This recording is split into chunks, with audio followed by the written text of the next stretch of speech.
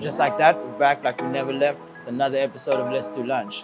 Today we're out in Pretoria at Python Inc. and we're going to get to know a man by the name of Michael who ventured from Thunderbell Park to Pretoria in pursuit of his artistic talents. We want to find out a little bit more about what it is that goes into being a tattoo artist and what a morning in the life of this man looks like. Come with us and let's find out. First of all, thanks for having us, man. We appreciate your time. Talk to me a little bit about how you got into the tattoo game. It was just something that I always loved, and then I really had to start working towards it. I didn't have like education in terms of tattooing or like the formal way of getting into it. It was just something I started winging, from day one. For sure. And so you always had like an artistic kind of side to you at school and whatnot. Yeah, so like from a young age, it was something that I always did, but it was kind of never encouraged. Okay. And do you have a particular like style preference, like portraits, shading? What is your niche, bro? I think I can pretty much do anything. Oh yeah. But what I love doing is like black and gray, like large scale work, statues, sculptures, and all that, and also realistic tattoos, like hyper realistic tattoos. That's what keeps me going. Okay. What inspires you, man? Where do you get inspiration from? For what you do, brother. So, bro, for me, ever since I started tattooing, I was always looking at things from a global perspective.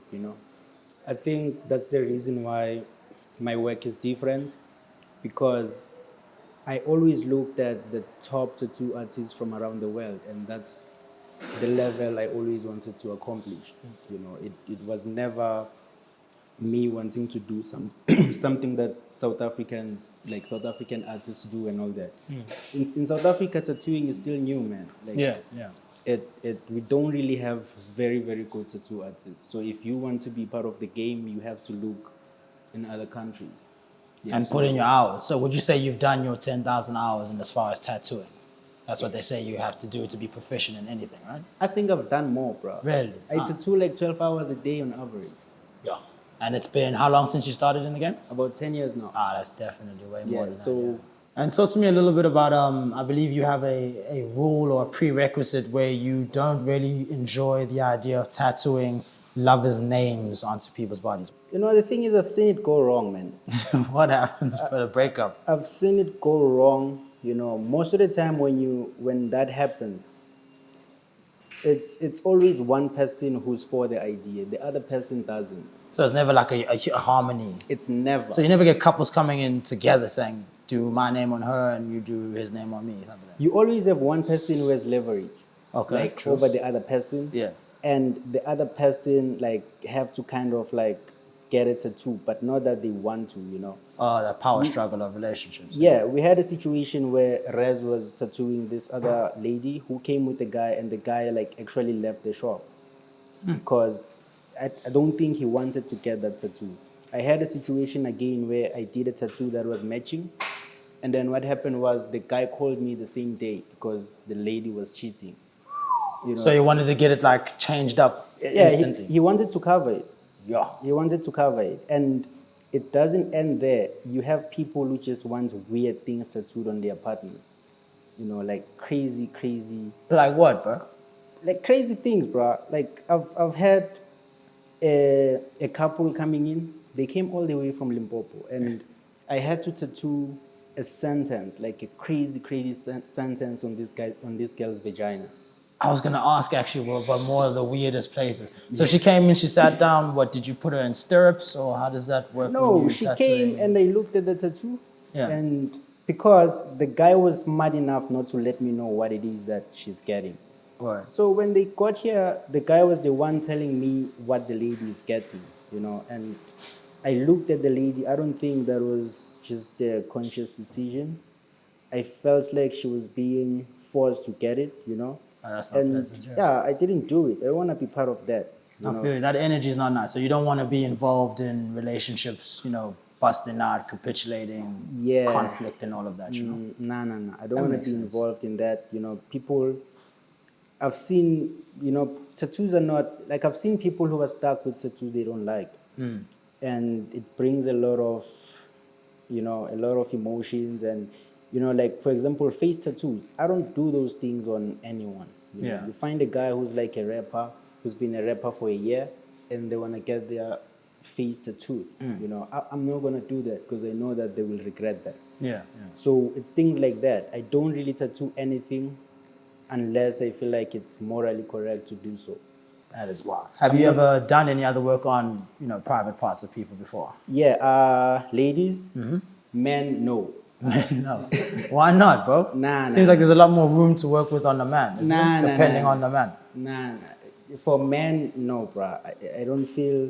It doesn't accompany with that. Yeah. No. There's tattoos that, like, if we're doing Japanese tattoos, Yeah. they go down to someone's parts and all that. That's okay, it's a tradition. Yeah. But if a guy comes in and wants something on their private part, I'm not doing that. Maybe the other guys are willing to do that, but for me, they know. Even It's not your thing. Nah. There goes my idea. I actually thought maybe we could squeeze one of those in after the interview, man. Yeah. But I guess I'll find someone else, bro. Is there a difference between colored skin, black skin, light skin? What are the techniques that work on those different types of skins? And do you perhaps specialize in maybe just black skin, or what are your views around that and approaches around that? That's like the major part of tattooing. Yeah. Right. Tattooing black people, starting out with tattooing black people, that gives you an edge. Everything has to be tuned in a way that you come in, you create as minimal trauma as you can, and then you're out. Because this is not paper. You have to also be able to see when the skin has had enough. Yeah. Right. Let the skin breathe, let the skin heal, and then you guys come back and shade again. Hence that approach, like with sessions, different sessions. With sessions, because if you can put more ink, but you cannot heal damaged skin.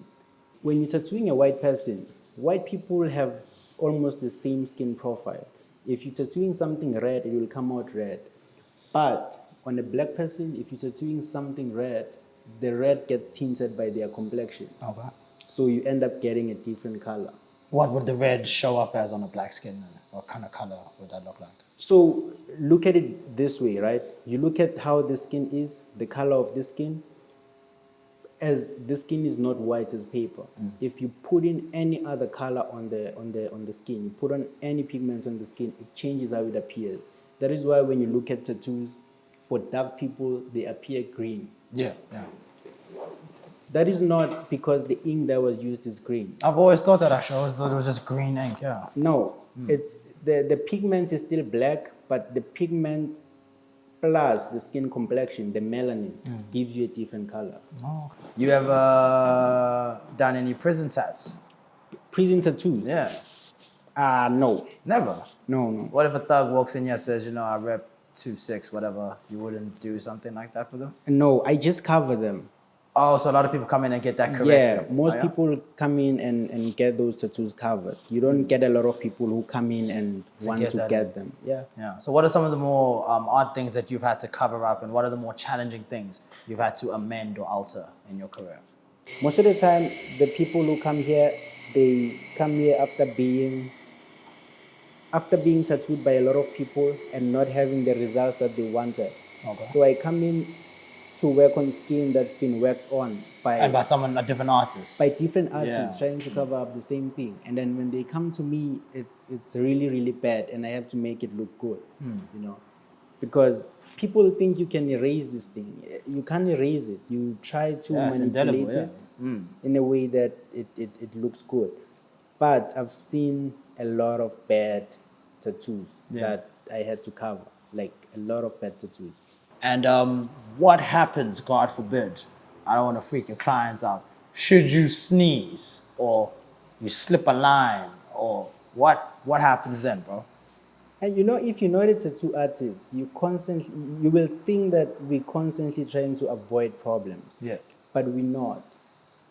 The only mistake that you can do is like a spelling mistake. That's also horrendous, because there's no eraser for this. There's no spell check. That's the only mistake you can do. But for tattoos like this, man, there's no room for error. Yeah. Tips that you would suggest for someone who's thinking about getting a tattoo, What should I be thinking about? Should it mean something? Where's a good part of the body to start with? And how do I take care of my first tattoo?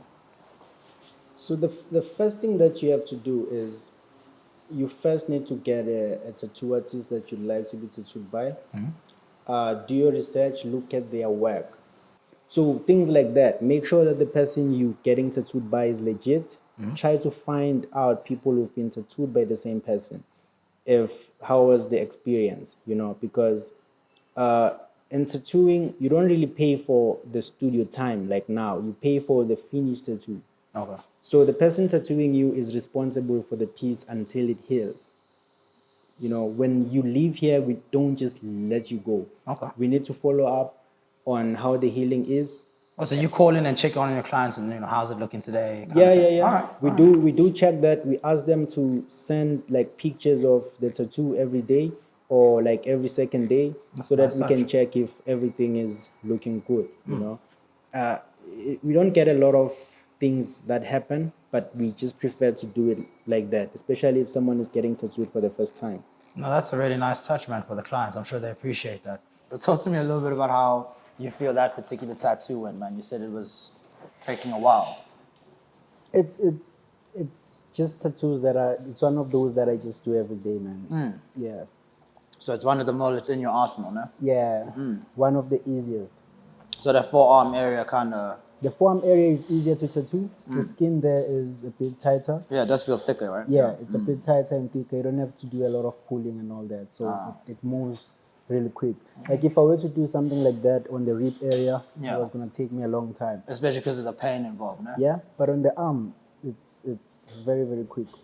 So Angiti, obviously we spent some time at a mortuary the other day, and I was telling them that like in Zulu culture, like should you die, God forbid, or when you die, they have to now scrape all of these things off, so they have to do that. Yeah, so the ancestors can recognize you. You haven't heard that? Nah, man. They say they're not going to recognize you with all this paintwork. That's what my mom told me. I don't know how true that is. So that's why I haven't really wanted to do it. I don't know, bro. You're going to get to the other side, they're going to be like, nah, we don't know you, dog. We don't recognize you, bro. I don't know, man, because Africa has one of the oldest tattoo traditions.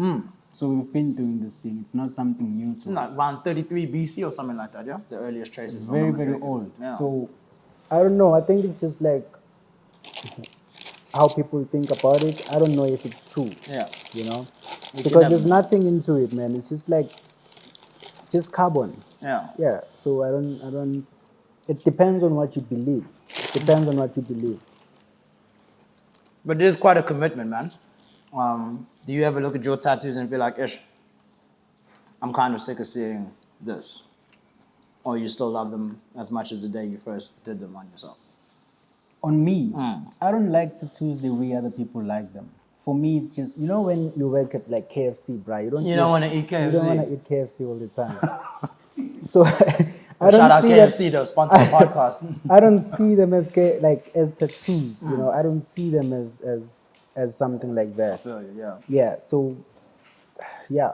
Okay, fair enough. I have pieces that I'd like to get, but I just never commit. The So last time there's still more that you'd like to. Yeah, but I don't commit. We're always busy. All right, fair enough. And you would do it yourself, or would you get someone else to do it for you? Someone else to do it. Yeah. One of your people, obviously. It depends what it is. Depends what it is. How do you unwind, bro? Because, you showed me your calendar and it seems chock-a-block, bro. When do you relax, bro? I relaxed on that chair, man. So the whole process of your work is relaxing? The whole process is relaxing. That's fortunate to find that balance, If I'm not tattooing, I go crazy. My G, we appreciate your time. Thank you, so much for having us and taking a little time out your day.